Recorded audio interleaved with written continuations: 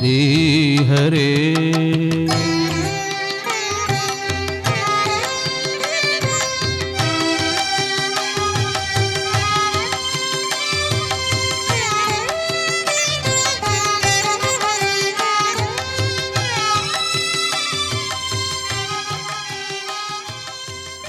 ಶ್ರೀಗುರುಭ್ಯೋ ನಮಃ. ಹರಿ ಓಂ. ಕರೋತು ಮಮ ಕಲ್ಯಾಣಂ ಹರಿರ್ಹಯಮುಖಾಭಿಧಃ. ಗುರುಶ್ಚ ಮಧ್ವನಾಮಾ ಮೇ ವರದೋಸ್ತು ನಿರಂತರಂ. ಜ್ಞಾನಗಮ್ಯದಿಂದ ನಿರಂತರವಾಗಿ ಪ್ರಸಾರವಾಗ್ತಾ ಇರುವ ಜ್ಞಾನ ಕಾರ್ಯದಲ್ಲಿ ಪಾಲ್ಗೊಂಡಿರುವ ಸಮಸ್ತ ಸಜ್ಜನ ಸ್ತೋಮಕ್ಕೆ ನನ್ನ ಅಭಿನಂದನೆಗಳನ್ನು ಸಲ್ಲಿಸ್ತಾ ಕನಕದಾಸರ ಒಂದು ಕೃತಿಯ ಚಿಂತನೆಯನ್ನು ನಾವೆಲ್ಲ ಸೇರಿ ಮಾಡೋಣ. ಕನಕದಾಸರು ಬಹಳ ದೊಡ್ಡ ಜ್ಞಾನಿಗಳು. ಜ್ಞಾನ ಇರುವಂತೆ ಅವರು ಅದನ್ನು ಸಮಾಜಕ್ಕೆ ಕೊಟ್ಟ ರೀತಿ ಬಹಳ ಸೊಗಸಾಗಿರುವಂಥದ್ದು. ಕನ್ನಡದ ಪದ್ಯಗಳಲ್ಲಿ ಅಧ್ಯಾತ್ಮವನ್ನು ಬಹಳ ಚೆನ್ನಾಗಿ ಕೊಟ್ಟಂತಹ ಒಬ್ಬ ಅದ್ಭುತ ಸಾಹಿತಿ, ಅದ್ಭುತ ಅನುಭಾವಿ, ಅದ್ಭುತವಾಗಿರುವ ಜ್ಞಾನಿ ಕನಕದಾಸರು. ಉಪನಿಷತ್ತುಗಳ ಸಾರ, ಅನೇಕ ಪುರಾಣಗಳ ಸಾರ, ಅನೇಕ ಶಾಸ್ತ್ರಗ್ರಂಥಗಳ ಸಾರ ಎಲ್ಲವನ್ನೂ ಕೂಡ ತಿಳಿಗನ್ನಡದಲ್ಲಿ ಕೊಡುವಂತಹ ಒಂದು ಅದ್ಭುತವಾದ ಶಕ್ತಿ ಅದು ಕನಕದಾಸರದ್ದು. ಆಡುವ ಮಾತಿನಲ್ಲಿಯೇ ಎಲ್ಲವನ್ನೂ ಕೂಡ ಅಡಗಿಸಿ ಇಟ್ಟಿದ್ದಾರೆ ಕನಕದಾಸರು. ಕನಕದಾಸರನ್ನು ಎಷ್ಟೋ ಜನ ಅರ್ಥವೇ ಮಾಡಿಕೊಂಡಿಲ್ಲ. ಬಹಳ ರಮಣೀಯವಾದ ಹಾಗೆ ಗಂಭೀರವಾದ ಪದ್ಯಗಳು ಕನಕದಾಸರದ್ದು. ಕನಕದಾಸರ ಶಕ್ತಿಯನ್ನು, ಅವರ ಮಹಿಮೆಯನ್ನು ನಾವು ಅವರ ನುಡಿಗಳ ಮುಖಾಂತರ ಅರ್ಥ ಮಾಡಿಕೊಳ್ಳಬಹುದು. ಒಂದು ನುಡಿಯನ್ನು ನಾವು ಇವತ್ತು ಸ್ವೀಕಾರ ಮಾಡೋಣ. ಅನೇಕ ನುಡಿಗಳು, ಅವರ ಅನೇಕ ಪದ್ಯಗಳು ಬಹಳ ಗಂಭೀರವಾಗಿವೆ, ಬಹಳ ಅರ್ಥವತ್ತಾಗಿವೆ. ಗಾಂಭೀರ್ಯ, ಅದೇ ರೀತಿಯಲ್ಲಿ ತುಂಬ ವಿಷಯಗಳನ್ನು ಹೊತ್ತು ನಿಂತಿರುವ ಪದ್ಯಗಳು ಕನಕದಾಸರದ್ದು. ಅದರಲ್ಲಿ ಒಂದು ಬಹಳ ಪ್ರಸಿದ್ಧವಾಗಿರುವ ಪದ್ಯ ನೀ ಮಾಯೆಯೊಳಗೋ ನಿನ್ನೊಳು ಮಾಯೆಯೋ ಅನ್ನುವ ಪದ್ಯ. ಇದನ್ನು ಕೇಳದೇ ಇದ್ದವರಿಲ್ಲ, ಎಲ್ಲರೂ ಕೂಡ ಈ ಪದ್ಯವನ್ನು ಕೇಳಿದ್ದಾರೆ. ಈ ಪದ್ಯದ ಅರ್ಥಚಿಂತನೆಯನ್ನು ಇವತ್ತು ನಾವೆಲ್ಲ ಸೇರಿ ಮಾಡೋಣ. ನೀ ಮಾಯೆಯೊಳಗೋ ನಿನ್ನೊಳು ಮಾಯೆಯೋ, ನೀ ದೇಹದೊಳಗೋ ನಿನ್ನೊಳು ದೇಹವೋ. ಇದು ಕನಕದಾಸರ ಪಲ್ಲವಿ ಹಾಗೂ ಅನುಪಲ್ಲವಿ. ಏನಿದರ ಅಭಿಪ್ರಾಯ? ಈ ಪದ್ಯ ಯಾಕೆ ಹೊರಟಿದೆ? ಒಂದೊಂದು ಪದ್ಯಗಳನ್ನು ರಚನೆ ಮಾಡುವಾಗಲೂ ಕೂಡ ಆ ಜ್ಞಾನಿಗಳು, ಯೋಗಿಗಳು ಮನಸ್ಸಿನಲ್ಲಿ ತುಂಬ ವಿಚಾರಗಳನ್ನು ಮಾಡಿ ಆ ಪಕ್ವತೆ ಏನಿದೆ ಅದರ ಫಲವಾಗಿ ಒಂದು ಪದ್ಯವನ್ನು ಕೊಡ್ತಾರೆ. ಅವರ ಅಧ್ಯಯನದ, ಅನುಭವದ ಒಂದು ಫಲ ಆ ಒಂದು ಪದ್ಯ ಆಗಿರ್ತದೆ. ಹಾಗೆ ಬಂದಿರುವ ಒಂದು ಪದ್ಯ ನೀ ಮಾಯೆಯೊಳಗೋ ನಿನ್ನೊಳು ಮಾಯೆಯೋ. ಇದನ್ನು ಅರ್ಥ ಮಾಡಿಕೊಳ್ಳಿಕ್ಕಾಗದೇನೆ ಏನಿದು, ಏನೋ ಮಾಯೆ ಅಂತನ್ನುವಾಗ ಕಪಟ ಅಂತನ್ನುವ ಭಾವನೆಯಲ್ಲಿ ನೀ ಕಪಟದಲ್ಲಿದ್ದೀಯಾ, ಏನು ಕಥೆ ಇದು ಅಂತ ಅರ್ಥ ಆಗಲ್ಲ. ಇದರ ಅಭಿಪ್ರಾಯ ಬಹಳ ಸೊಗಸಾಗಿದೆ. ಆ ನುಡಿಗಳನ್ನು ನೋಡುವಾಗ ಅದು ನಮಗೆ ಸ್ಪಷ್ಟ ಆಗತ್ತೆ. ದೇವರು ಎಲ್ಲವನ್ನ ವ್ಯಾಪಿಸಿದ್ದಾನೆ. ತದ್ದೂರೇ ತದು ಅಂತಿಕೆ ಅಂತ ಉಪನಿಷತ್ತು ಹೇಳುತ್ತೆ. ದೇವರು ಎಲ್ಲ ಕಡೆ ಇದ್ದಾನೆ. ಅವನು ಹತ್ತಿರದಲ್ಲೂ ಇದ್ದಾನೆ, ದೂರದಲ್ಲೂ ಇದ್ದಾನೆ. ಎಲ್ಲಿಲ್ಲ ದೇವರು? ದೇವರು ಎಲ್ಲ ಕಡೆ ಇದ್ದಾನೆ. ಈ ದೇವರ ವ್ಯಾಪ್ತಿಯನ್ನು, ದೇವರು ಎಲ್ಲ ಕಡೆ ತುಂಬಿಕೊಂಡಿದ್ದಾನೆ ಅನ್ನೋ ವ್ಯಾಪ್ತಿಯನ್ನು ಅರ್ಥ ಮಾಡಿಸೋದಕ್ಕೋಸ್ಕರ ಹೊರಟಿರುವಂತಹ ಪದ್ಯ ನೀ ಮಾಯೆಯೊಳಗೋ ನಿನ್ನೊಳು ಮಾಯೆಯೋ ಅಂತನ್ನುವ ಪದ್ಯ. ಇದರ ಜೊತೆಯಲ್ಲಿ ಇನ್ನೊಂದು ಅಂಶವನ್ನು, ದೇವರು ಎಲ್ಲ ಕಡೆ ತುಂಬಿಕೊಂಡಿದ್ದಾನೆ, ದೇವರು ಎಲ್ಲವನ್ನೂ ಕೂಡ ಗ್ರಹಿಸ್ತಾ ಇದ್ದಾನೆ, ಎಲ್ಲವನ್ನೂ ತಿಳಿತಾ ಇದ್ದಾನೆ. ಜಗತ್ತಿನಲ್ಲಿ ಏನೆಲ್ಲ ನಡೀತಾ ಇದೆ ಅದನ್ನೆಲ್ಲವನ್ನೂ ಕೂಡ ಗ್ರಹಿಸುವಂತಹ ಒಂದು ಶಕ್ತಿ ಅದು ದೇವರು ಅಂತ ದೇವರ ಮಹಿಮೆಯನ್ನು ಹೇಳೋದಕ್ಕೆ ಈ ಎರಡು ಅಂಶಗಳನ್ನು ವಿಶೇಷವಾಗಿ ದೇವರು ಎಲ್ಲ ಕಡೆ ತುಂಬಿಕೊಂಡಿದ್ದಾನೆ, ದೇವರು ಎಲ್ಲವನ್ನು ತಿಳಿತಾ ಇದ್ದಾನೆ. ಈ ಎರಡು ಅಂಶವನ್ನು ಸ್ಪಷ್ಟಪಡಿಸೋದಕ್ಕೋಸ್ಕರ ಉದಾಹರಣೆಗಳ ಮುಖಾಂತರ ನಮಗೆ ಅದನ್ನು ಮನವರಿಕೆ ಮಾಡೋದಕ್ಕೋಸ್ಕರ ಕನಕದಾಸರು ಈ ಪದ್ಯವನ್ನು ರಚಿಸಿದ್ದಾರೆ. ಈಗ ಈ ಪದ್ಯಕ್ಕೆ ಹೆಜ್ಜೆಯನ್ನು ಇಟ್ಟಾಗ, ನೀ ಮಾಯೆಯೊಳಗೋ ನಿನ್ನೊಳು ಮಾಯೆಯೋ. ಇದು ಪ್ರಶ್ನೆನೋ ಅಥವಾ ಉತ್ತರನೋ ಅಂತ ಕೇಳಿದರೆ ಇದು ಪ್ರಶ್ನೆನೂ ಹೌದು, ಉತ್ತರನೂ ಹೌದು. ನೀ ಮಾಯೆಯೊಳಗ, ನೀನು ಪ್ರಕೃತಿಯಲ್ಲಿದ್ದೀಯಾ ಅಂತನ್ನೋ ಪ್ರಶ್ನೆ. ಮಾಯೆ ಅಂತನ್ನೋ ಶಬ್ದಕ್ಕೆ ಪ್ರಕೃತಿ ಅಂತರ್ಥ. ಮಾಯಾಂತು ಪ್ರಕೃತಿಂ ವಿದ್ಯಾತ್ ಅಂತ ವ್ಯಾಸರು ಹೇಳ್ತಾ ಇದ್ದಾರೆ. ಮಾಯೆ ಅಂತಂದರೆ ಪ್ರಕೃತಿ. ಪ್ರಕೃತಿಯಲ್ಲಿ ದೇವರಿದ್ದಾನ? ನಿನ್ನೊಳು ಮಾಯೆಯೋ, ನಿನ್ನೊಳಗೆ ಪ್ರಕೃತಿ ಇದೆಯಾ ಅಂತ ಪ್ರಶ್ನೆ ಮಾಡಿದರೆ ಅದಕ್ಕೆ ಅದೇ ಉತ್ತರ, ನೀ ಮಾಯೆಯೊಳಗೋ, ನೀನು ಮಾಯೆಯಲ್ಲಿದ್ದೀಯಾ, ನೀನು ಪ್ರಕೃತಿಯಲ್ಲಿದ್ದೀಯಾ, ನಿನ್ನಲ್ಲಿ ಪ್ರಕೃತಿ ಇದೆ. ನಿನ್ನೊಳು ಮಾಯೆಯೋ, ನಿನ್ನಲ್ಲಿ ಪ್ರಕೃತಿ ಇದೆ. ದೇವರು ಪ್ರಕೃತಿಯಲ್ಲಿ ಇದ್ದಾನೆ, ಪ್ರಕೃತಿ ದೇವರಲ್ಲಿ ಇದೆ. ಇದರ ಅಭಿಪ್ರಾಯ, ದೇವರು ಪ್ರಕೃತಿಗೆ ಆಶ್ರಯನಾಗಿ ಅದರ ಒಳಗೆ ಹೊರಗೆ ಇದ್ದಾನೆ, ಅದಕ್ಕೆ ನಿಯಾಮಕನಾಗಿ ಒಳಗೆ ಹೊರಗೆ ಇದ್ದಾನೆ. ಇದು ಭಗವಂತನ ಒಂದು ಶಕ್ತಿ. ಭಗವಂತ ಎಲ್ಲವನ್ನು ತುಂಬಿಸಿಕೊಂಡಿದ್ದಾನೆ. ಅವನು ಪ್ರಾಕೃತನಲ್ಲ, ಪ್ರಕೃತಿಯ ಸಂಬಂಧ ಅವನಿಗೆ ಇದೆ.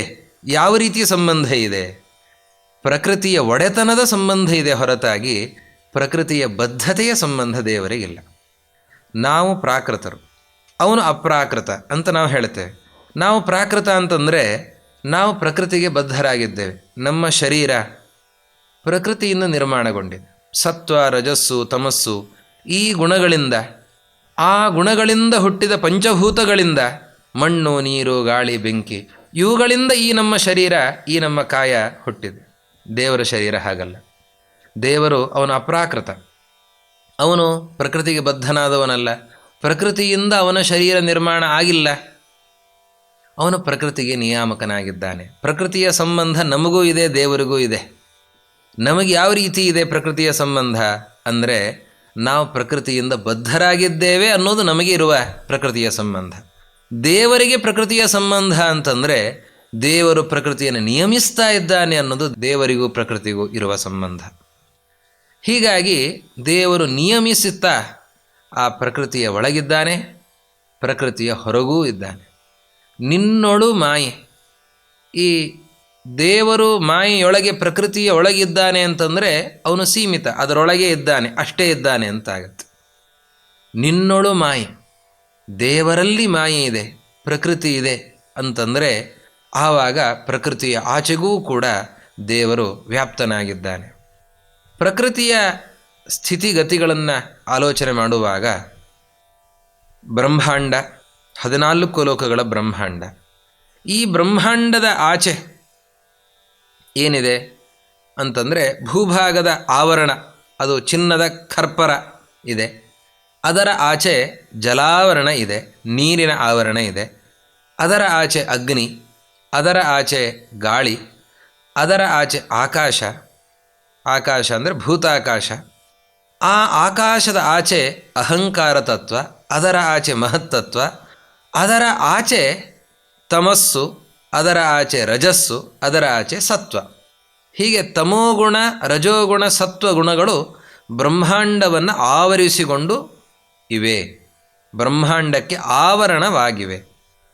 ಸತ್ವ, ರಜಸ್ಸು, ತಮಸ್ಸು ಗುಣಗಳು ಏನು ಆವರಣವಾಗಿವೆ, ಅದರ ಆಚೆ ಅನಂತವಾದ ಅವ್ಯಾಕೃತ ಆಕಾಶ ಇದೆ. ಅನಂತವಾಗಿರುವ ಆ ಆಕಾಶದಲ್ಲಿಯೂ ಕೂಡ ದೇವರು ಇದ್ದಾನೆ.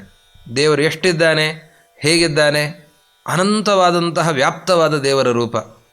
ಆ ರೂಪ ಇಷ್ಟು ಅಂತ ನಾವು ಅದನ್ನು ಅಳಿಲಿಕ್ಕೆ ಸಾಧ್ಯ ಇಲ್ಲ. ಇಡೀ ಬ್ರಹ್ಮಾಂಡ ಏನಿದೆ, ಇಷ್ಟು ಆವರಣಗಳಿಂದ ಕೂಡಿರೋ ಬ್ರಹ್ಮಾಂಡ, ಆ ಒಂದು ಬ್ರಹ್ಮಾಂಡ ದೇವರ ಒಂದು ರೋಮಕೂಪದಲ್ಲಿ 1 ಕೋಟಿ ಬ್ರಹ್ಮಾಂಡಗಳು ಸೇರಿದರೆ ಒಂದು ಕೂದಲ ಆ ರೋಮದ ರಂಧ್ರವನ್ನು ಮುಚ್ಚಲಿಕ್ಕೆ ಸಾಧ್ಯ ಇಲ್ಲ ಅಂತ. ಅಷ್ಟು ವಿಸ್ತೃತವಾದ ಅನಂತವಾದ ಅದ್ಭುತವಾದ ರೂಪ ಪರಮಾತ್ಮನದ್ದು. ಹೀಗಾಗಿ ನಿನ್ನೊಳು ಮಾಯೆ, ಪ್ರಕೃತಿ ಎಲ್ಲ ನಿನ್ನೊಳಗೆ ಎಲ್ಲೋ ಒಂದು ಕಡೆ ಇದೆ.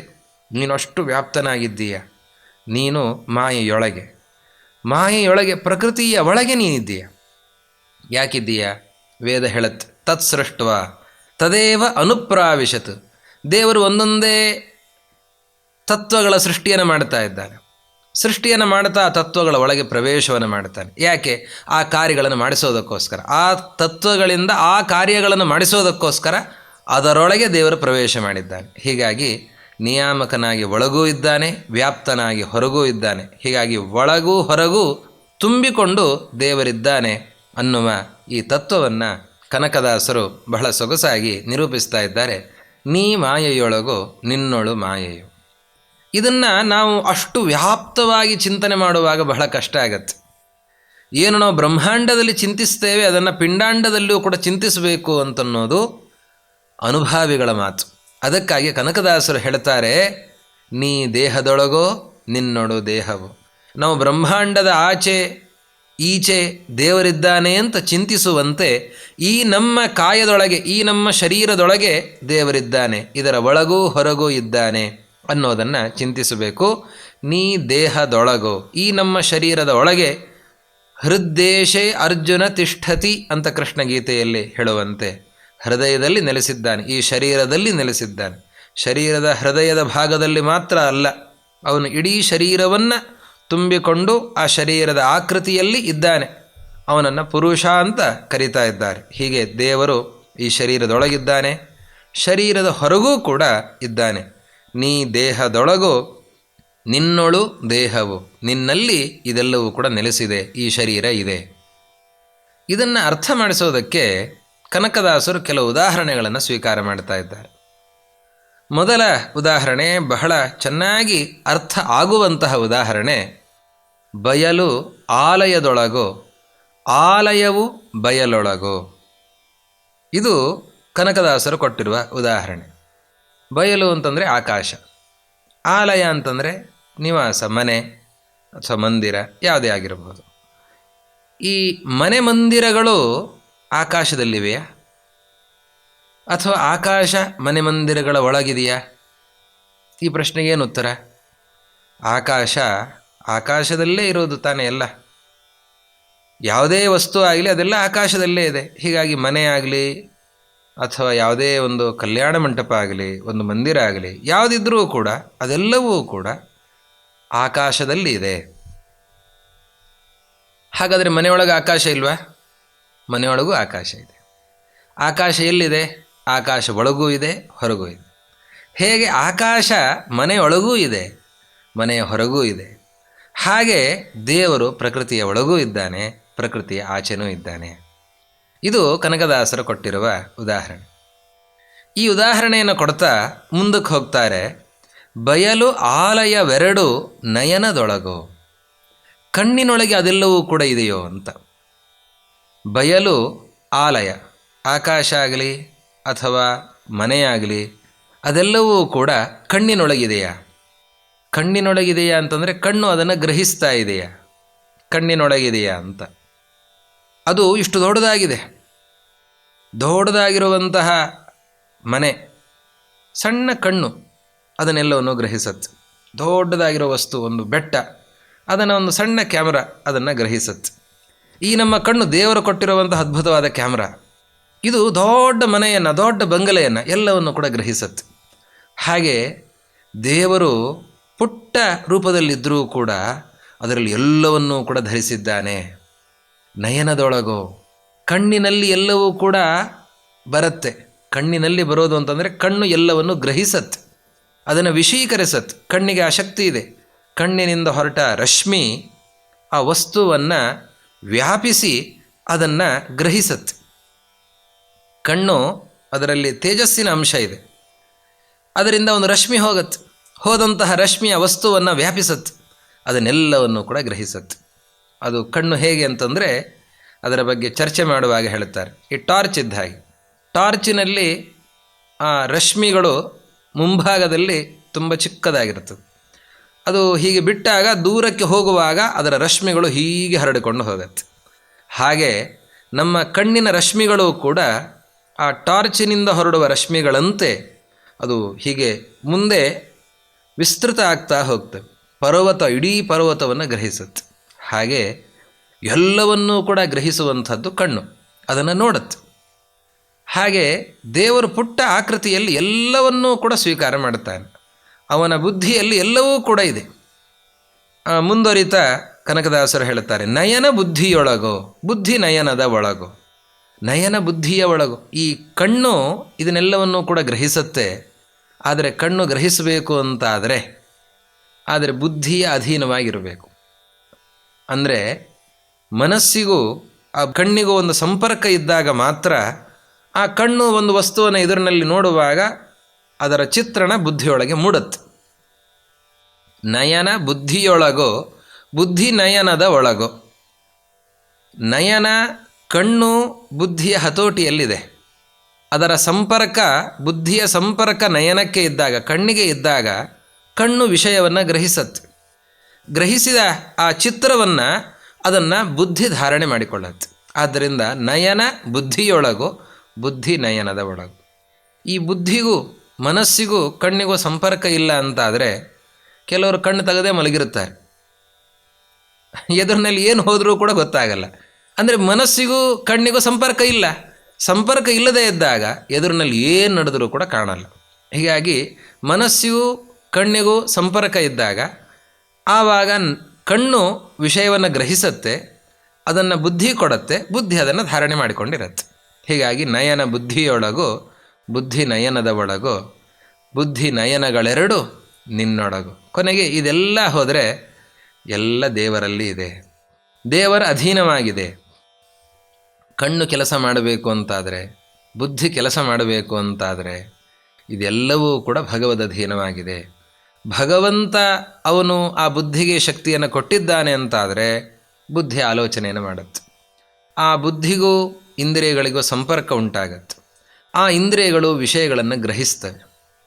ದೇವರು ಆ ಕಣ್ಣಿಗಾಗಲಿ ಬುದ್ಧಿಯಾಗಲಿ ಆ ಶಕ್ತಿಯನ್ನು ಕುಂಠಿತಗೊಳಿಸಿದ್ದಾನೆ ಅಂತಾದರೆ ಆವಾಗ ನೋಡಲಿಕ್ಕೆ ಕಣ್ಣಿನ ಗೋಲಕ ಚೆನ್ನಾಗೇ ಇದೆ, ಆದರೆ ಶಕ್ತಿ ಇಲ್ಲ, ಯಾವ ವಸ್ತುವು ಕೂಡ ಕಾಣೋದೇ ಇಲ್ಲ.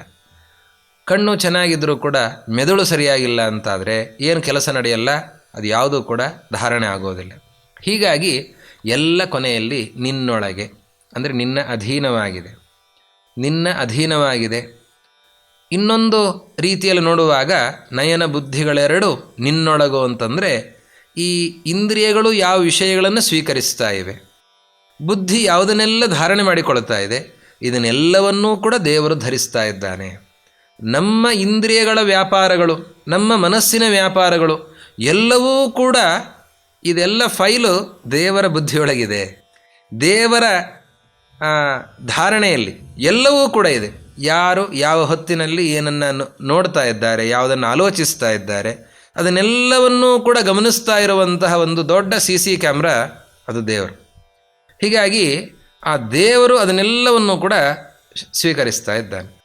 ನಯನ ಬುದ್ಧಿಗಳೆರಡು ನಿನ್ನೊಳಗೋ, ಅದನ್ನೆಲ್ಲವನ್ನು ಕೂಡ ಧಾರಣೆ ಮಾಡುತ್ತಾ ಇರುವ ಒಂದು ಅಗಾಧವಾದ ಶಕ್ತಿ. ನಮ್ಮ ಇವತ್ತಿನ ಆಧುನಿಕ ಪ್ರಪಂಚದ ಇಷ್ಟು ಡಾಟಾಗಳನ್ನು ಗ್ರಹಿಸಿ ಇಡೋದಕ್ಕೆ ಅಂತ ಸಾಕಷ್ಟು ವ್ಯವಸ್ಥೆಗಳೆಲ್ಲ ಬೇಕಾಗತ್ತೆ. ಇದು ದೊಡ್ಡ ಸಂಸ್ಥೆಗಳು ಅದನ್ನೆಲ್ಲವನ್ನು ಕೂಡ ಧಾರಣೆ ಮಾಡುತ್ತೆ. ಅದನ್ನು ಧಾರಣೆ ಮಾಡಿಡಲಿಕ್ಕೆ, ಅದನ್ನು ಗ್ರಹಿಸಿಡಲಿಕ್ಕೆ ಅದಕ್ಕೆ ದೊಡ್ಡದಾದಂತಹ ವ್ಯವಸ್ಥೆಗಳೆಲ್ಲ ಇದೆ. ದೇವರು ತನ್ನ ಪುಟ್ಟ ರೂಪದಲ್ಲಿ, ಸಣ್ಣ ರೂಪದಲ್ಲಿ ಎಲ್ಲವನ್ನು ಕೂಡ ಗ್ರಹಿಸ್ತಾನೆ. ಅದು ದೇವರ ಅದ್ಭುತವಾದ ಶಕ್ತಿ. ನಯನ ಬುದ್ಧಿಗಳೆರಡು ನಿನ್ನೊಳಗು. ಅದ್ಭುತವಾದಂತಹ ಲೋಕೋತ್ತರವಾದ ಶಕ್ತಿ ಅದು ದೇವರು. ಅವನು ಪ್ರಪಂಚದ ಸಮಸ್ತ ಆಗುಹೋಗುಗಳನ್ನು, ಕ್ರಿಮಿ ಕೀಟಗಳಾಗಲಿ, ವೃಕ್ಷಗಳಾಗಲಿ, ಬಳ್ಳಿಗಳಾಗಲಿ, ಮನುಷ್ಯರಾಗಲಿ, ಯಾವುದೇ ಜಲಚರ, ಭೂಚರ, ಖೇಚರ ಪ್ರಾಣಿಗಳಾಗಲಿ, ಎಲ್ಲ ಪ್ರಾಣಿಗಳ ಪ್ರತಿಕ್ಷಣದ ವ್ಯಾಪಾರಗಳನ್ನು, ಹಿಂದೆ ಆಗಿರೋದನ್ನು, ಈಗ ಆಗ್ತಾ ಇರೋದನ್ನು, ಮುಂದೆ ಆಗೋದನ್ನು ಎಲ್ಲವನ್ನೂ ಕೂಡ ಧಾರಣೆ ಮಾಡಿರುವಂತಹ ಒಂದು ಅದ್ಭುತವಾದಂತಹ ಲೋಕೋತ್ತರ ಜ್ಞಾನದ ಶಕ್ತಿ ಅದು ದೇವರು ಅಂತನ್ನುವ ಒಂದು ಸುಂದರವಾದ ಚಿತ್ರಣವನ್ನು ನೀಡ್ತಾ ಇದ್ದಾರೆ. ನೀ ಮಾಯೆಯೊಳಗೋ ನಿನ್ನೊಳು ಮಾಯೆಯು. ನಿನ್ನಲ್ಲಿ ಪ್ರಕೃತಿ ಇದೆಯಾ? ಪ್ರಕೃತಿ ನಿನ್ನೊಳಗಿದೆಯಾ? ಎಲ್ಲವೂ ಕೂಡ ನಿನ್ನಲ್ಲಿದೆ. ನೀನು ಎಲ್ಲರೊಳಗಿದ್ದೀಯಾ? ಅನ್ನೋದನ್ನು ಹೇಳುತ್ತಾರೆ. ಇನ್ನೊಂದು ಉದಾಹರಣೆಯನ್ನು ಇದನ್ನು ಸ್ಪಷ್ಟಪಡಿಸೋದಕ್ಕೋಸ್ಕರ ಕೊಡ್ತಾ ಇದ್ದಾರೆ. ಸವಿಯು ಸಕ್ಕರೆಯೊಳಗು, ಸಕ್ಕರೆಯು ಸವಿಯೊಳಗು, ಸವಿಯು ಸಕ್ಕರೆಗಳೆರಡು ಜಿಹ್ವೆಯೊಳಗು. ಸಿಹಿ ಸಕ್ಕರೆಯಲ್ಲಿ ಇದೆ ಅಂತ ಹೇಳ್ತೀರಾ, ಅಥವಾ ಸಿಹಿಯಲ್ಲಿ ಸಕ್ಕರೆ ಇದೆ ಅಂತ ಹೇಳ್ತೀರಾ? ಸಕ್ಕರೆಯನ್ನು ವ್ಯಾಪಿಸಿಕೊಂಡು, ಸಕ್ಕರೆಯನ್ನು ಪೂರ್ತಿಯಾಗಿ ತುಂಬಿಕೊಂಡು ಸಿಹಿ ಇದೆ, ಸವಿ ಇದೆ. ಹಾಗೆ ದೇವರು ಪ್ರಕೃತಿಯೊಳಗೆ ಇದ್ದಾನೆ, ಪ್ರಕೃತಿ ದೇವರಲ್ಲಿದೆ ಅಂತ ವಿಚಾರ ಮಾಡಲಿಕ್ಕೆ ಹೋದರೆ ಪ್ರಕೃತಿಯನ್ನು ಸಂಪೂರ್ಣವಾಗಿ ಆವರಿಸಿಕೊಂಡು ದೇವರಿದ್ದಾನೆ. ಈ ಸಿಹಿ ಸಕ್ಕರೆಗಳಂತೆ ನಾವು ದೇವರನ್ನು ಎಲ್ಲ ಕಡೆ ತುಂಬಿಕೊಂಡಿದ್ದಾನೆ ಅನ್ನೋದನ್ನು ಚಿಂತಿಸಬೇಕು. ಒಬ್ಬ ಶಿಷ್ಯ ಗುರುಗಳ ಹತ್ರ ಬರುತ್ತಾನೆ. ಉಪನಿಷತ್ತಿನಲ್ಲಿ ಬರುವ ಕಥೆ. ದೇವರನ್ನು ತೋರಿಸಿ ಅಂತ ಕೇಳುತ್ತಾನೆ. ಗುರುಗಳಂತಾರೆ ನೀರು ತಗೊಂಬ ಅಂತ ಹೇಳ್ತಾರೆ. ಒಂದು ಪಾತ್ರೆಯಲ್ಲಿ ನೀರು ತರ್ತಾನೆ. ಒಂದಿಷ್ಟು ಉಪ್ಪು ತಗೊಂಬ ಅಂತ ಹೇಳ್ತಾರೆ ಗುರುಗಳು. ಶಿಷ್ಯ ಉಪ್ಪು ತರ್ತಾನೆ, ಉಪ್ಪನ್ನು ಹಾಕ್ತಾನೆ. ಉಪ್ಪನ್ನು ಹಾಕು ಅಂತ ಹೇಳ್ತಾರೆ, ಉಪ್ಪನ್ನು ಹಾಕ್ತಾನೆ. ಸಂಜೆ ಬಾ ಅಂತ ಹೇಳ್ತಾರೆ. ಶಿಷ್ಯ ಬರ್ತಾನೆ ಸಂಜೆ. ಬೆಳಗ್ಗೆ ನೀರಿನಲ್ಲಿ ಉಪ್ಪು ಹಾಕಿದ್ದಾನೆ, ಸಂಜೆ ಬಂದ. ಗುರುಗಳಂತಾರೆ ನನಗೆ ಉಪ್ಪು ತೆಗೆದುಕೊಡು ಅಂತ ಹೇಳ್ತಾರೆ. ಅವನಂತಾನೆ ಇಲ್ಲ, ಉಪ್ಪು ಕಾಣಿಸ್ತಾ ಇಲ್ಲ. ನೀರು ಕುಡಿ ಅಂತ ಹೇಳ್ತಾರೆ. ಮಧ್ಯಾದಾಚಾಮೇತಿ ಕಥಮಿತಿ ಲವಣಮಿತಿ. ಇಲ್ಲಿ ನೀರು ಕುಡಿ, ಹೇಗಿದೆ ಅಂತ ಕೇಳ್ತಾರೆ. ಹೇಗಿದೆ? ಉಪ್ಪುಪ್ಪಾಗಿದೆ. ಇಲ್ಲಿ ನೀರು ಕುಡಿ, ಹೇಗಿದೆ? ಉಪ್ಪುಪ್ಪಾಗಿದೆ. ಇಲ್ಲಿ ನೀರು ಕುಡಿ, ಹೇಗಿದೆ? ಉಪ್ಪುಪ್ಪಾಗಿದೆ. ಉಪ್ಪೆಲ್ಲಾದರೂ ಕಾಣಿಸ್ತಾ ಇದೆಯಾ? ಕಾಣಿಸ್ತಾ ಇಲ್ಲ. ಉಪ್ಪು ಕಾಣಿಸ್ತಾ ಇಲ್ಲ, ಆದರೆ ಎಲ್ಲ ಕಡೆ ಉಪ್ಪಿದೆ. ದೇವರು ಹಾಗೆ ನಮಗೆ ಕಣ್ಣಿಗೆ ಕಾಣಿಸ್ತಾ ಇಲ್ಲ, ದೇವರು ಎಲ್ಲ ಕಡೆ ಇದ್ದಾನೆ. ಇದು ಉಪನಿಷತ್ತು ಗುರು ಶಿಷ್ಯರ ಸಂವಾದವನ್ನು ನಮಗೆ ತೋರಿಸ್ತಾ ಹೇಳಿರುವಂತಹ ಮಾತು. ಅದೇ ಆಧಾರದಲ್ಲಿ ಕನಕದಾಸರು ಈ ದೃಷ್ಟಾಂತವನ್ನು ಕೊಡ್ತಾ ಇದ್ದಾರೆ. ಸವಿ ಸಕ್ಕರೆಯೊಳಗೆ, ಸಕ್ಕರೆ ಪೂರ್ತಿಯಾಗಿ ಅದನ್ನು ವ್ಯಾಪಿಸಿಕೊಂಡು ಸಿಹಿ ಎನ್ನುವ ಗುಣ ಇದೆ. ಹಾಗೆ ದೇವರು ಎಲ್ಲವನ್ನು ವ್ಯಾಪಿಸಿಕೊಂಡಿದ್ದಾನೆ. ಅವನು ಎಲ್ಲಿದ್ದಾನೆ ಅಂತ ಪ್ರತ್ಯೇಕವಾಗಿ ಹುಡುಕಿ ತೋರಿಸೋದು ಕಷ್ಟ ಇದೆ, ಆದರೆ ಅವನಿಲ್ಲದೇನೆ ಏನೂ ನಡೆಯೋದಿಲ್ಲ. ಇದು ದೇವರ ಶಕ್ತಿ. ಸವಿಯು ಸಕ್ಕರೆ ಎರಡು ಜಿಹ್ವೆಯೊಳಗು, ಇದೆರಡೂ ಕೂಡ ನಮ್ಮ ನಾಲಿಗೆಯಲ್ಲಿದೆ. ಅಂದರೆ ಆ ಸಕ್ಕರೆಯನ್ನು, ಆ ದ್ರವ್ಯವನ್ನು, ಹಾಗೆ ಅದರ ಗುಣವನ್ನು, ಸಿಹಿ ಅಂತನ್ನುವ ಗುಣವನ್ನು ಎರಡನ್ನೂ ಕೂಡ ಗ್ರಹಿಸುವಂಥದ್ದು ನಮ್ಮ ನಾಲಿಗೆ. ಜಿಹ್ವೆ ರಸನೇಂದ್ರಿಯ, ಅದು ಗ್ರಹಿಸತ್ತೆ. ಇದು ಜಿಹ್ವೆ ಮನಸ್ಸಿನೊಳಗೋ, ಮನಸ್ಸು ಜಿಹ್ವೆಯೊಳಗೋ. ಆ ಜಿಹ್ವೆಗೂ ನಾಲಿಗೆಗೂ ಮನಸ್ಸಿಗೂ ಒಂದು ಸಂಪರ್ಕ ಇರಬೇಕು. ಆ ಜಿಹ್ವೆ ಯಾವುದನ್ನು ಗ್ರಹಿಸಿದೆ ಅದನ್ನು ಮನಸ್ಸು ಧಾರಣೆ ಮಾಡುತ್ತೆ. ಕೊನೆಗೆ ಈ ಎರಡೂ ಕೂಡ ನಿನ್ನೊಳಗೋ, ಜಿಹ್ವೆ ಮನಸ್ಸುಗಳೆರಡು ನಿನ್ನೊಳಗೋ. ಇದರಲ್ಲಿ ಇದು ಗ್ರಹಿಸಿದ ವಸ್ತು, ಮನಸ್ಸಿನಲ್ಲಿ ಮೂಡಿದ ಚಿತ್ರಣ ಎಲ್ಲವೂ ಕೂಡ ನಿನ್ನಲ್ಲಿದೆ. ಎಲ್ಲವನ್ನೂ ಕೂಡ ನೀನು ಧರಿಸಿದ್ದೀಯಾ, ನಿನ್ನ ಅಧೀನವಾಗಿದೆ. ಮೂರನೇ ನುಡಿಯಲ್ಲಿ ಕುಸುಮದಳು ಗಂಧವೋ, ಗಂಧದಳು ಕುಸುಮವೋ. ಹೂವಿನಲ್ಲಿ ಪರಿಮಳದಲ್ಲಿ ಪರಿಮಳ ಹೂವನ್ನು ವ್ಯಾಪಿಸಿಕೊಂಡಿದೆ. ಹಾಗೆ ದೇವರು ಜಗತ್ತನ್ನು ವ್ಯಾಪಿಸಿಕೊಂಡಿದ್ದಾನೆ. ಕುಸುಮ ಗಂಧಗಳೆರಡು ಘ್ರಾಣದೊಳಗು. ಮೂಗಿನಿಂದ, ಘ್ರಾಣೇಂದ್ರಿಯದಿಂದ ನಾವು ಗಂಧವನ್ನು ಆಘ್ರಾಣಿಸ್ತಾ ಇದ್ದೇವೆ, ಅದನ್ನು ಸ್ವೀಕಾರ ಮಾಡ್ತಾ ಇದ್ದೇವೆ. ಅದು ಕೊನೆಗೆ ಆ ಗಂಧಕ್ಕೂ ಮೆದುಳಿಗೂ ಸಂಬಂಧ. ಆ ಮೆದುಳು ಅದು ದೇವರ ಅಧೀನವಾಗಿದೆ. ದೇವರು ಅದನ್ನೆಲ್ಲವನ್ನೂ ಕೂಡ ಗ್ರಹಿಸ್ತಾ ಇದ್ದಾನೆ. ಈ ಅಂಶ ಹಿಂದಿನ ನುಡಿಯಲ್ಲಿ ಸ್ಪಷ್ಟ ಆಯಿತು. ಕೊನೆಯಲ್ಲಿ ಕನಕದಾಸರು ಹೇಳ್ತಾರೆ, ಅಸಮಭವ ಕಾಗಿನೆಲೆಯಾದಿ ಕೇಶವರಾಯ, ಉಸುರಲೆನ್ನಳವಲ್ಲ ಎಲ್ಲ ನಿನ್ನೊಳಗೋ. ಬಹಳ ಅದ್ಭುತವಾದಂತಹ ಮಾತು. ಅಸಮಭವ, ದೇವರು ನೀನು ದೇವರು. ನಿನ್ನ ಹಾಗೆ ಇನ್ನೊಬ್ಬರನ್ನು ಹೇಳಲಿಕ್ಕೆ ಬರಲ್ಲ. ದೇವರು, ಈಗ ಕೆಲವು ಉದಾಹರಣೆಗಳನ್ನು ಕೊಟ್ಟಿದ್ದೇವೆ ಇಲ್ಲಿ ತನಕ. ಸಕ್ಕರೆ ಸಿಹಿ ಅಂತ ಹೇಳಿದ್ದೇವೆ, ಬಯಲು ಆಲಯ ಅಂತ ಹೇಳಿದ್ದೇವೆ. ಆದರೆ ಬಯಲು ಆಲಯಗಳನ್ನು ಹೇಳುವಾಗ, ಸಕ್ಕರೆ ಸಿಹಿಗಳನ್ನು ಹೇಳುವಾಗ ಇದೆಲ್ಲ ಅರ್ಥ ಮಾಡಿಕೊಳ್ಳೋದಕ್ಕೆ ಕೆಲವು ಅಂಶದಲ್ಲಿ ದೃಷ್ಟಾಂತ ಹೊರತು ಸಂಪೂರ್ಣವಾಗಿ ದೇವರನ್ನು ಅರ್ಥ ಮಾಡಿಕೊಳ್ಳಿಕ್ಕೆ ಈ ದೃಷ್ಟಾಂತಗಳು ಆಗೋದೇ ಇಲ್ಲ. ಅದಕ್ಕೆ ಅಸಮಭವ ಅಂತ ಹೇಳ್ತಾರೆ. ನಿನಗೆ ಸಮಾನವಾದಂತಹ ವಸ್ತು ಪ್ರಪಂಚದಲ್ಲಿ ಯಾವುದು ಹುಟ್ಟಲೇ ಇಲ್ಲ. ಅಸಮಭವ, ನಿನಗೆ ಸಮಾನವಾದ ಏನಿದೆ ಪ್ರಪಂಚದಲ್ಲಿ? ಅಂಥದ್ದು ಯಾವುದೂ ಕೂಡ ಹುಟ್ಟಲಿಲ್ಲ. ಇದೆಲ್ಲ ನಾವು ಅರ್ಥ ಮಾಡಿಕೊಳ್ಳೋದಕ್ಕೋಸ್ಕರ ಕೆಲವಂಶದ ದೃಷ್ಟಾಂತಗಳನ್ನು ಕೊಡೋದಷ್ಟೇ ಹೊರತಾಗಿ ಸಂಪೂರ್ಣವಾಗಿ ನಿನ್ನನ್ನು ಇದರ ಮುಖಾಂತರ ಅರ್ಥ ಮಾಡಿಕೊಳ್ಳುತ್ತೇವೆ ಅಂತ ಆಗೋದೇ ಇಲ್ಲ. ನೀನು ಇದನ್ನೆಲ್ಲವನ್ನೂ ಮೀರಿದಂತಹ ಅದ್ಭುತವಾದಂತಹ ವ್ಯಕ್ತಿ ನೀನು. ಬಯಲು ಆಲಯದೊಳಗೋ, ಆಲಯವು ಬಯಲೊಳಗೋ ಅಂತ ಹೇಳಿತು. ಆಕಾಶದಲ್ಲಿ ಇದಿದೆಯೋ, ಆಕಾಶವು ಈ ವಸ್ತುವಿನಲ್ಲಿ ಇದೆಯೋ ಅಂತನ್ನೋ ಪ್ರಶ್ನೆಯೆಲ್ಲ ಮಾಡಿತು. ಆದರೆ ಇಲ್ಲಿ ಒಳಗೆ ಹೊರಗೆ ಇದೆ ಮಾತ್ರ. ದೇವರು ಇರೋದು ಮಾತ್ರ ಅಲ್ಲ, ಒಳಗೆ ಹೊರಗೆ ಇರೋದು ಮಾತ್ರ ಅಲ್ಲ, ಒಳಗೂ ಹೊರಗೂ ಇದ್ದು ಅದನ್ನು ನಿಯಮಿಸ್ತಾ ಇದ್ದಾರೆ. ಅಲ್ಲಿ ನಡೀತಾ ಇರುವ ಪ್ರತಿಯೊಂದು ಕ್ಷಣದ ವ್ಯಾಪಾರಗಳು ಕೂಡ ಭಗವದ್ ಅಧೀನವಾಗಿವೆ. ಇದೆಲ್ಲವೂ ಭಗವಂತನಲ್ಲಿರುವಂತಹ ಅದ್ಭುತವಾದಂತಹ ಮಹಿಮೆ. ಇರೋದು ಮಾತ್ರ ಅಲ್ಲ, ಇರೋದು ಆಕಾಶಕ್ಕೂ ಆ ಗುಣ ಇದೆ ಅಂತ ಹೇಳಬಹುದು. ಆದರೆ ಆಕಾಶದಲ್ಲಿ ಇಲ್ಲದೇ ಇರುವಂತಹ ಒಂದು ಶಕ್ತಿ ದೇವರಲ್ಲಿ ಪ್ರೇರಣೆ. ಎಲ್ಲ ವಸ್ತುಗಳ ಒಳಗೆ ಹೊರಗೆ ಇದ್ದು ಅದನ್ನು ಪ್ರತಿಕ್ಷಣ ಪ್ರೇರಣೆ ಮಾಡ್ತಾ ಇದ್ದಾನೆ. ಇದು ದೇವರ ಶಕ್ತಿ. ಆದ್ದರಿಂದ ಅಸಮಭವ. ನಿನಗೆ ಇದು ಕೆಲವಂಶದ ದೃಷ್ಟಾಂತ ಹೊರತಾಗಿ ನಿನ್ನನ್ನು ಅರ್ಥ ಮಾಡಿಕೊಳ್ಳೋದಕ್ಕೆ ಇದು ಪೂರ್ತಿ ದೃಷ್ಟಾಂತ ಅಂತ ಆಗೋದಿಲ್ಲ. ಆದ್ದರಿಂದ ಕಾಗಿನೆಲೆಯ ಆದಿಕೇಶವರಾಯ ಕನಕದಾಸರ ಉಪಾಸ್ಯ ಮೂರ್ತಿ ಆದಿಕೇಶವ, ಅವನನ್ನು ಕೊಂಡಾಡ್ತಾ ಇದ್ದಾರೆ ಕನಕದಾಸರು. ಆದಿಕೇಶವರಾಯ ಉಸುರಲೆನ್ನಳವಲ್ಲ. ನಾನು ಏನು ತಾನೇ ನಿನ್ನ ಬಗ್ಗೆ ಹೇಳಲಿಕ್ಕೆ ಸಾಧ್ಯ? ಉಸುರೋದು ಅಂತಂದರೆ ಹೇಳೋದು. ನಾನು ನಿನ್ನ ಬಗ್ಗೆ ಏನು ಹೇಳಲಿಕ್ಕೆ ಸಾಧ್ಯ? ಒಂದೇ ಹೇಳ್ತೇನೆ, ಎಲ್ಲ ನಿನ್ನೊಳಗು, ಎಲ್ಲ ನಿನ್ನಲ್ಲಿಯೇ ಇದೆ, ಎಲ್ಲ ನಿನ್ನ ಅಧೀನವೇ ಆಗಿದೆ. ಎಲ್ಲವನ್ನೂ ನಿನ್ನ ಹೊಟ್ಟೆಯೊಳಗೆ ಹಾಕ್ಕೊಂಡಿದ್ದೀಯ, ನನ್ನನ್ನು ನಿನ್ನ ಹೊಟ್ಟೆಯೊಳಗೆ ಹಾಕು ಅಷ್ಟೆ.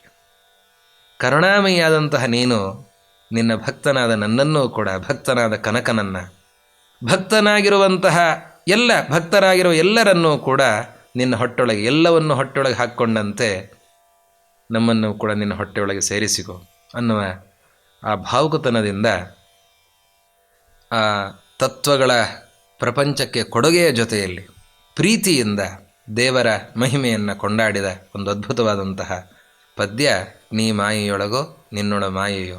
ಇದರ ಚಿಂತನೆ ಅಲ್ಪ ಮಟ್ಟಿಗೆ ನಡೆದಿದೆ. ಕನಕದಾಸರ ಮಾತಿಗೆ ತುಂಬ ಶಕ್ತಿ ಇದೆ, ತುಂಬ ಅರ್ಥಗಳಿವೆ. ನನಗೆ ತಿಳಿದ ಮಟ್ಟಿಗೆ ನಾನು ಕೆಲವು ಅಂಶಗಳನ್ನು ನಿಮ್ಮ ಮುಂದೆ ಇಟ್ಟಿದ್ದೇನೆ.